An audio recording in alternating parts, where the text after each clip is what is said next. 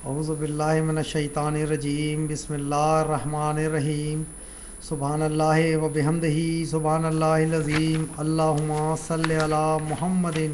و علی آل محمد و علی عبدہ المسیح الموعود انکا حمید مجید۔ معزز ناظرین، السلام علیکم ورحمۃ اللہ وبرکاتہ۔ خاکسار اس ویڈیو کا جواب لیے آپ کی خدمت میں حاضر ہے۔ یہ بایوگرافی آف مرزا غلام احمد، سیرت المہدی 3A۔ سب سے پہلے چونکہ میں اپنے پچھلے ویڈیو 3 نمبر میں اس تعلق سے بات کر چکا ہوں، لیکن اس ویڈیو کا بھی تقاضا یہ ہے کہ میں اس حوالے کو ایک بار پھر آپ کے سامنے پیش کروں، جو حقیقت الوحی حضرت مرزا صاحب کی کتاب کے صفحہ 376 میں ہے، جس کا حوالہ اس شخص نے دیا ہے، اور اس نشان نمبر 166 ہے۔ اس میں حضرت مرزا صاحب فرماتے ہیں، مجھے 2 بیماریاں مدت دراز سے تھیں، ایک شدید درد سر جس سے میں نہایت بیتاب ہو جاتا تھا اور ہولناک عوارض پیدا ہو جاتے تھے، اور یہ مرض تقریباً 25 برس تک دامنگیر رہی، اور اس کے ساتھ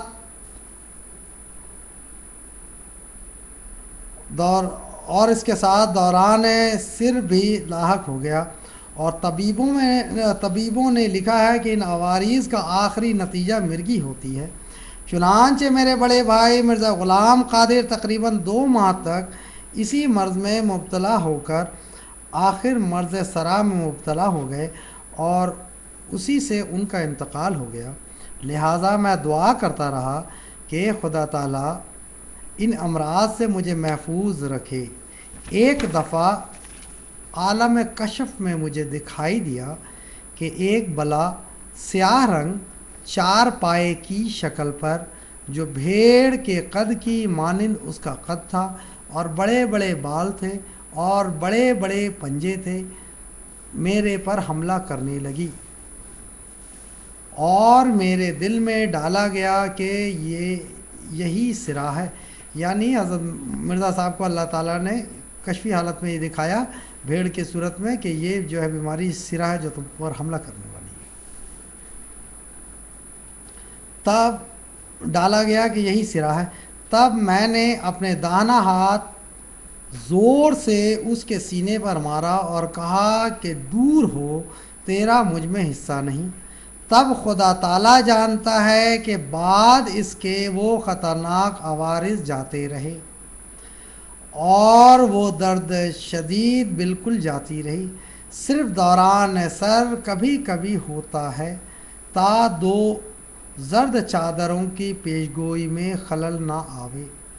یعنی حضرت مرزا صاحب علیہ الصلوۃ والسلام فرماتے ہیں یہاں پہ اللہ تعالیٰ کو گواہ رکھتے ہوئے کہ خدا جانتا ہے، تب خدا تعالیٰ جانتا ہے کہ اس کے بعد وہ خطرناک عوارض جاتے رہے، یعنی اس کشفی حالت کے بعد سے وہ بیماری دور ہو گئی، اور کبھی کبھی سر میں درد رہا، اور یعنی مرگی تو آپ کو تھی نہیں۔ اللہ تعالیٰ کشفی نظارہ میں دکھا رہا ہے کہ کالی بھیڑ کے صورت میں کہ یہ مرگی ہے جو تم پہ حملہ کرنے والی ہے، اور دعاؤں کا اللہ تعالیٰ سن لیتا ہے۔ اس کے بعد آپ کشفی حالت میں جو ہے اس پہ مارتے ہیں، اور وہ اس کے بعد ختم ہو جاتا معاملہ، کہ دور ہو جاتا، دور ہو جاتی ہے۔ اور پھر مرزا صاحب کہتے ہیں کہ خدا تعالیٰ بہتر جانتا ہے، خدا تعالیٰ جانتا ہے کہ اس روز سے یہ بیماری نہیں ہے۔ اب جو شخص خدا تعالیٰ کا نام لے کر کے ایک شخص کہہ رہا، دوسرا شخص کہتا ہے کہ نہیں جی ان کو تھی اور یہ ہے وہ، اور اس کے بعد پھر یہ شخص جو ہے حضرت مرزا صاحب کے فیملی کے معاملے میں اتر آتا ہے، اور یہ اسی سے یہ گھٹیا پن پتہ چلتا ہے کہ دیکھیں، اب بات اگر علمی دائرے کے اندر رہتے ہوئے آدمی کرے تو ٹھیک ہے، اب ان کی بیوی، ان کے بچے، پھر ان کے بچے کے بچے، پھر اس پہ یہ اتر آتا ہے۔ اگر اس طرح دیکھیں گے تو نعوذ باللہ من ذالک آج پاکستان کے اندر ہی نہیں پوری دنیا میں سید کہلانے والے چور بھی ہیں، ڈاکو بھی ہیں، اور میں تو نام چونکہ تہذیب کے دائرے میں رہتے ہوئے بات کرتا ہوں، اس لیے میں بتا نہیں سکتا، صرف اتنا ہی کہہ دیتا ہوں کہ دنیا میں کوئی ایسے جرائم نہیں ہے جو سید آج نہیں کرتے ہیں اور اس میں ملوث نہیں ہے۔ اب یہ غلط مفہوم نہ نکال لیا جائے کہ میری مراد سید سے تمام سید ہیں، نہیں، چند لوگ، تو ان چند کو رکھ کر کے رسول اکرم صلی اللہ علیہ وسلم کی طرف تو منسوب نہیں کیا جا سکتا ہے کہ رسول کریم صلی اللہ علیہ وسلم کی امت اس طرح ہے۔ یہ بدبخت انسان تو کر سکتا ہے لیکن ہم تو نہیں کر سکتے۔ اور پھر دیکھیں، یہ جو شخص اپنے آپ کو اتنا قابل اور معزز جو ہے بتانے کی کوشش کرتا ہے، اب دیکھیں کبھی بھی کسی بھی کامنٹ میں یہ بسم اللہ سے شروع نہیں کرتا، کیونکہ اللہ تعالیٰ قرآن کریم میں فرماتا ہے، اور رسول کریم صلی اللہ علیہ وسلم کی بھی یہ سنت تھی کہ ہر کام شروع کرنے سے پہلے آپ بسم اللہ کہا کرتے تھے، لیکن بسم اللہ اس شخص سے ندارت۔ رسول کریم صلی اللہ علیہ وسلم کہتے ہیں کہ سلام کو رائج کرو، یہ شخص سلام بھی نہیں کرتا،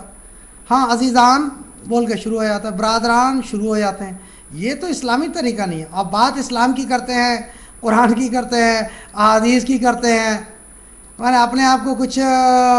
سم تھنگ پیش کرنے کی کوشش کرتے ہیں، لیکن دراصل یہ کب تک بتایا نا کہ جھوٹ بولنے کے لیے، جس طرح یہ خود کہتے ہیں نا کہ جھوٹے کے لیے یہ اسمارٹ ہونا ضروری ہے، لیکن تو اسمارٹ تو بن نہیں پائے، اسمارٹ بننے کی کوشش کرتے ہیں اور ہر جگہ پکڑے جاتے ہیں۔ ارے اسلام کی بات کر رہے ہو تو کم سے کم سلام کر لیا کرو، بسم اللہ کہہ دیا کرو، اور تمہارے سننے والے ہی پر وہ سلامتی پہنچے گی، مجھ پر تو نہیں، مجھے تمہاری سلامتی چاہیے بھی نہیں۔ اللہ تعالیٰ تمہاری سلامتی سے ہمیں بچا کر کے رکھے، میں اتنا ہی دعا کرتا ہوں۔ اور پھر یہ آگے بات بڑھاتے بڑھاتے یہاں تک چلے جاتا ہے کہ مرزا صاحب نے غالباً اپنی زندگی میں کچھ کیا ہی نہیں۔ تو اب میں اس شخص کا مقام آپ کو دکھا دی ہوں جو بسم اللہ بھی نہیں، سلام بھی نہیں، اسلام کا کیا درد ہے، رسول کریم صلی اللہ علیہ وسلم کیا الفت ہے، اس کو آپ لوگ اس سے سمجھ سکتے ہیں، اور نہ چہرے پہ داڑھی ہے۔ میں صرف یہ پیش کرنا چاہ رہا ہوں یہاں پہ کہ دیکھیں مرزا صاحب نے اپنی اس چھوٹی سی زندگی میں کیا کیا ہے، اور حوالہ جو میں دینے جا رہا ہوں یہ مولانا ابوالکلام آزاد صاحب کا، جو بر صغیر کے ایک بہت بڑے عالم تھے، اور آپ نے قرآن کریم کی تفاسیر بھی کی ہے۔ مولانا ابوالکلام آزاد صاحب حضرت مرزا صاحب کی وفات پر فرماتے ہیں، جو سننے کے لائق ہے، کیونکہ یہ شخص تو مرزا صاحب کو کہاں سے کہاں اتار رہے ہیں۔ اب دیکھیں اس شخص کی حیثیت، علمی حیثیت دیکھیں، اور مولانا ابوالکلام آزاد کی دیکھیں اور خود فیصلہ کریں۔ مولانا ابوالکلام آزاد صاحب فرماتے ہیں، وہ شخص بہت بڑا شخص جس کا قلم سحر تھا اور زبان جادو، وہ جو دماغی عجائبات کا مجسمہ تھا، جس کی نظر فتنہ اور آواز حشر تھی، جس کی انگلیوں سے انقلاب کے تار الجھے ہوئے تھے، اور جس کی دو مٹھیاں بجلی کی دو بیڑیاں تھیں، وہ شخص جو مذہبی دنیا کے لیے 30 برس تک زلزلہ و طوفان اور شور قیامت ہو کر خفتگان خواب مستی کو بیدار کرتا رہا، دنیا سے اٹھ گیا ہے۔ یعنی حضرت مرزا صاحب 30 برس تک مذہبی دنیا میں جو ہے زلزلہ اور طوفان آپ نے برپا کر دیا تھا، کیونکہ مولانا ابوالکلام آزاد صاحب اس معاملے سے واقف تھے کہ اس زمانے میں ہندوستان میں عیسائیوں کے کیا حملے چل رہے تھے، آریہ سماج کس طرح رسول اکرم صلی اللہ علیہ وسلم کی ناموس پر حملہ کر رہا تھا، تو اس وقت دفاع کرنے والا ایک ہی شخص تھا جس کا نام سیدنا مرزا غلام احمد قادیانی علیہ الصلوۃ والسلام تھا۔ یہ اسی ضمن میں کہہ رہے ہیں، وہ شخص جو مذہبی دنیا کے لیے 30 برس تک زلزلہ و طوفان اور شور قیامت ہو کر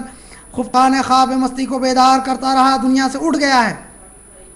مرزا غلام احمد صاحب قادیانی کی رحلت اس قابل نہیں کہ اس سے سبق نہ حاصل کیا جائے۔ ایسے شخص جن سے مذہبی دنیا میں انقلاب پیدا ہو ہمیشہ دنیا میں نہیں آتے۔ یہ نازش